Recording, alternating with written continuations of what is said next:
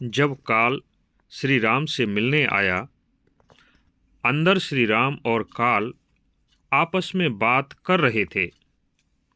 काल ने बातचीत करना तब प्रारंभ किया जब उसने श्री राम के सामने एक शर्त रख दी कि हम दोनों की बातें कोई तीसरा यदि सुनता है या हम दोनों को बात करते हुए देखता है तो उसे श्री राम आप अपने हाथों से वध कर देंगे। इसलिए श्री राम ने लक्ष्मण जी को मुख्य द्वार पर पहरे के लिए खड़ा कर दिया। लेकिन उसी समय दुर्वासा ऋषि राजद्वार पर आ पहुंचे और शीघ्र ही श्री राम चंद्र जी से मिलना चाहते थे।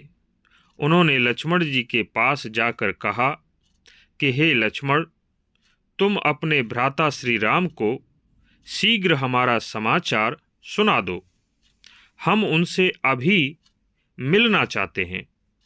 अभी इसी समय मिलना अत्यंत आवश्यक है, क्योंकि यदि हम श्री राम से नहीं मिले तो हमारा बहुत बड़ा कार्य बिगड़ जाएगा। दुर्वासा ऋषि की आवाज सुनकर लक्ष्मण जी असमंजस में पड़ गए। लक्ष्मण जी सोचने लगे कि श्री राम की आज्ञा का पालन करें या दुर्वासा ऋषि जो कह रहे हैं उस बात का पालन करें। वैसे भी दुर्वासा ऋषि अपने क्रोध के लिए विख्यात थे। फिर भी लक्ष्मण जी ने बड़े विनम्र भाव से दुर्वासा ऋषि से कहा कि हे मुनिवर, आपका ऐसा कौन सा काम है या आपकी ऐसी कौन सी सेवा है, मुझे बताइए, मैं उसे अवश्य कर दूंगा। क्योंकि इस समय श्री रघुनाथ जी किसी दूसरे कार्य में संलग्न हैं, और यदि आप अपने कार्य को केवल रघुनाथ जी से ही बताना चाहते हैं तो 2 घड़ी तक आप उनकी प्रतीक्षा कर लीजिए। बस फिर क्या था।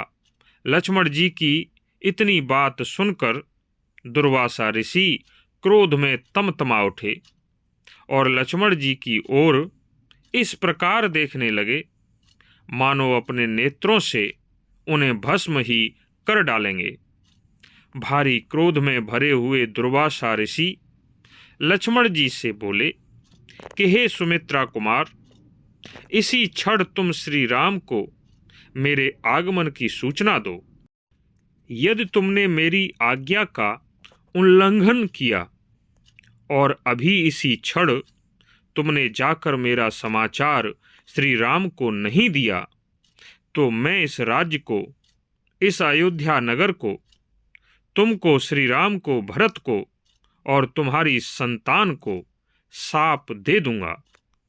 मैं पुनः क्रोध को अपने हृदय में धारण नहीं कर सकता। इसलिए जो मैंने कहा है उसे शीघ्र ही करो, इसी क्षण करो। दुर्वासा ऋषि के क्रोधपूर्ण वचनों को सुनकर लक्ष्मण जी बड़े भयभीत होने लगे। मन ही मन विचार करने लगे, अब क्या किया जाए। अगर मैं अंदर जाता हूं तो श्री राम की प्रतिज्ञा भंग हो जाएगी, फिर उनके द्वारा मेरा वध निश्चित है। लेकिन यदि नहीं गया तो यह राज्य, सभी भाई और हम सभी भाइयों की संतानें, सभी का विनाश हो जाएगा। इससे तो बेहतर यही है कि यदि मेरी अकेले की ही मृत्यु हो जाए तो कम से कम सभी लोग तो बच जाएंगे। ऐसा निश्चय करके लक्ष्मण जी श्री राम के पास दुर्वासा ऋषि के आगमन का समाचार लेकर पहुंच गए। लक्ष्मण जी की बात सुनकर श्री राम काल को विदा करके तुरंत ही निकले और अत्रि पुत्र दुर्वासा से मिलकर उनको प्रणाम किया और कहा कि हे महर्षि, बोलिए, मेरे लिए क्या आज्ञा है। श्री रघुनाथ जी की बात को सुनकर दुर्वासा ऋषि बोले, हे रघुनंदन, मैंने 1000 वर्षों तक उपवास किया है। आज मेरे उस व्रत की समाप्ति का दिन है, इसलिए इस समय आपके यहाँ जो भी भोजन तैयार हो उसे मैं ग्रहण करना चाहता हूँ। यह सुनकर श्री राम मन ही मन बड़े प्रसन्न हुए और उन्होंने उन महर्षि श्रेष्ठ को तैयार भोजन परोस दिया।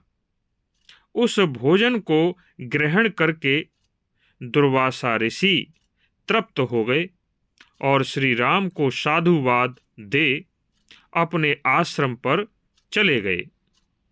दुर्वासा मुनि के आश्रम पर चले जाने के बाद श्री राम को काल के सामने की गई प्रतिज्ञा का स्मरण हो आया।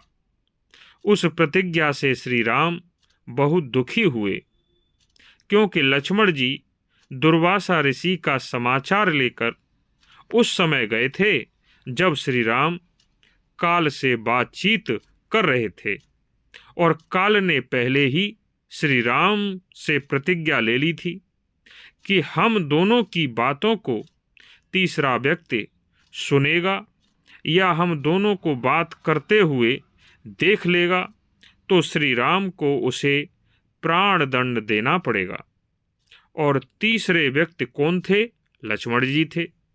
लक्ष्मण जी को विवश होकर दुर्वासा ऋषि का समाचार देने के लिए जाना पड़ा। अब प्रतिज्ञा के अनुसार लक्ष्मण जी का वध श्री राम को करना था। अब क्या करें? अपने प्रिय भ्राता का वध कैसे करें? अब इससे आगे क्या हुआ यह हम अगले वीडियो में बताएंगे। तब तक के लिए धन्यवाद।